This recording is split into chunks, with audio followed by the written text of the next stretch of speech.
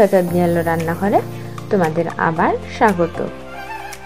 আমি নিয়ে এসেছি আজকে একটি দারুণ সুস্বাদু পুডিংয়ের রেসিপি, আর এটা আমি শেয়ার করব তোমাদের সাথে কিভাবে খুব সহজে একটা সুস্বাদু পুডিং তৈরি করা যায়। আর আমি কেটে দেখাচ্ছি, দেখো কতটা সুন্দর হয়েছে। ক্যারামেল তৈরি করতে হবে কিভাবে সবকিছু আজকে আমি এই এক ভিডিওতে তোমাদের সুন্দরভাবে বোঝানোর চেষ্টা করব। আর এর জন্য আমি প্রথমে কড়াই বসিয়ে দিয়েছি, একদম লো আঁচে আমি কড়াইটা রেখেছি। আর দিয়ে দিচ্ছি 4 চামচ পরিমাণ চিনিটা দেওয়ার পরে আমি দিয়ে দিলাম চিনি থেকেও অল্প পরিমাণ জল। আর জল দেওয়ার পরে আমি কিন্তু নাড়বো না, এই সময় মাঝারি আঁচে রেখেছিলাম। জল দেওয়ার পরে মাঝারি আঁচে রেখেছি। আর এরপরে যখন সাইড থেকে লাল হওয়া শুরু করেছে তখন কিন্তু নাড়া শুরু করতে হবে। এই পর্যায়ে আস্তে আস্তে নাড়তে হবে, আর না নাড়লে কিন্তু পুড়ে যাবে। এই সময়ে দেখো খুব তাড়াতাড়ি কিন্তু ক্যারামেলটা সেট হয়ে যাচ্ছে, সুন্দরভাবে ক্যারামেলটা হয়ে যাচ্ছে। আর লাল লাল হওয়া শুরু করেছে, বুদবুদগুলোও কিন্তু লাল লাল হওয়া শুরু করেছে। যখন বুদবুদগুলো লাল লাল হওয়া শুরু করবে না, তখন ক্যারামেলটা বেশিক্ষণ রাখা যাবে না, নইলে পুড়ে যাবে। এই সময়ে আমি চুলার আঁচটা বন্ধ করে দিব। বন্ধ করে দিলাম। বন্ধ করে দেওয়ার পরে দেখো আর কড়াই তাপমাত্রাটা নেয় তাতে আবার ফুটতেছে।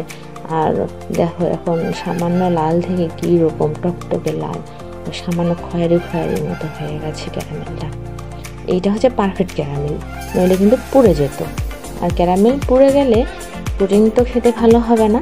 দেখো কি সুন্দর, পরে কড়াইয়ের গরমেই সুন্দরভাবে পাক হয়ে গেল ক্যারামেলটা।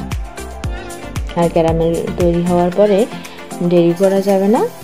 যে পাত্রে বা যে বাটিতে আপনারা পুডিংটা বানাবেন, সে পাত্রে বা বাটিতে তাড়াতাড়ি ক্যারামেলটা সেট করতে হবে। এই জন্য আমি সুন্দর করে পাত্রে কীভাবে ঘুরিয়ে সেট করে নিচ্ছি আপনাদের দেখাচ্ছি। আর এই যে পুডিংয়ে এই ক্যারামেলটা দেখো সেট করতে করতে কিন্তু বাতাস যখন পাচ্ছে একটু ঠান্ডা হচ্ছে, আর কিন্তু ঘন হতে শুরু করে, আর আঠার মতো চিকটে থাকার মতো কিন্তু শুরু করে। সুন্দর করে দেখো সেট হয়ে যাচ্ছে। আমি একটাতে দেখাচ্ছি, আরেকটা পাত্রে আমি সেট করেছি, কিন্তু সেটা দেখাবো না তোমাদের। দেখো আমি একটাই দেখাচ্ছি, জমে আছে ক্যারামেলটা। এরপরে আমি একটা পাত্রে নিয়ে নিচ্ছি দুটো ডিম নেওয়ার পরে আমি সেটা খুব ভালো করে ফেটাইয়ে নেব। আর এই যে ফেটানোটা যতটা ভালো হবে, পুডিংটাও কিন্তু ততটা ভালো হবে, একেবারে সফট হবে। ভালো করে ডিম দুটো ফেটানোর পরে আমি এখানে দুটো ডিমের জন্য 4 চামচ চিনি দেব। আর চিনি আর ডিম কখনোই একসঙ্গে ফেটানো শুরু করবেন না, নইলে ফেটানোটা ভালো হবে না। ডিমটাকে ভালোভাবে ফেটিয়ে নেওয়ার পরে আপনাদের চিনিটা দিতে হবে। আমি চিনি আর ডিম আবারও ফেটিয়ে নিচ্ছি ভালো করে। দেখুন ফেটানো হয়ে গেছে। আর আমি ডিম যতটুকু নিয়েছি তার থেকে বেশি পরিমাণ এখানে দুধ নিয়েছি। আর দেখুন এই যে এলাচ, দুধের মধ্যে আমি দুধ যখন গরম করে নিয়েছি এলাচ দিয়ে দিয়েছি, যাতে ডিমের গন্ধ না লাগে। ডিমের একটা গন্ধ লাগে, আমি এলাচ দিয়ে দিয়েছি, গোটা এলাচ। আর হ্যাঁ, এই দুধটা কিন্তু ঠান্ডা করতে হবে ভালো করে। যদি আপনারা দুধের গরমটা ডিমের কাছে দেন, বা ওই যে ডিমে গরম দুধ পড়ে না, ডিমটা পাক হয়ে যাবে। কোনো ক্রমে কিন্তু গরম দুধ দেওয়া যাবে না। এরপরে আমি এটা অনেকে ছেঁকে নেয়, আমি ছেঁকে নেইনি। ওই যে ক্যারামেল যে দিয়েছিলাম ওই বাটিতে আমি সুন্দর করে দিয়ে দিচ্ছি। আমি পাত্র দুটাতে ক্যারামেলগুলো দেওয়ার পরে চুলা জল দিয়ে দিয়েছি, আর একটা সুতি কাপড় বসিয়ে দিয়েছি। আপনাদের যদি স্ট্যান্ড থাকে তাহলে আপনারা অবশ্যই স্ট্যান্ড দিয়ে দিবেন জলের মধ্যে।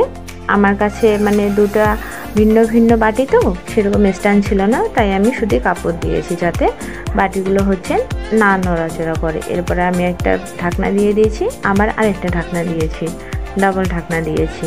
এরপরে 10 মিনিট আমি জাল করে নিয়েছি। 10 থেকে 15 মিনিট জাল করলেই হয়ে যায়।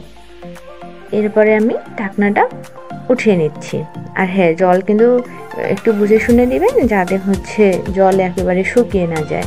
দেখুন আমি কাঠি দিয়ে চেক করে দেখাচ্ছি, আমার কিন্তু একটু পুডিংটা লেগে নেই কাঠিতে। দেখুন সুন্দরভাবে আমার পুডিংটা হয়ে গেছে, সেট হয়ে গেছে, কাঠিতে হচ্ছে লেগে নেই। এরপরে আমি হচ্ছে 2 ঘন্টা এমনি রেখেছিলাম, ফ্রিজে রাখিনি। 2 ঘন্টা আমি হচ্ছে ঠান্ডা হতে দিয়েছি পুডিংটা।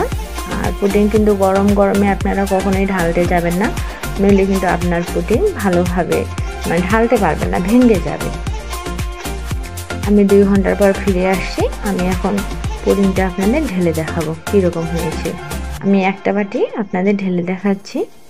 আর পুডিংটা কিন্তু সাবধানেই ঢালতে হয় সব সময়।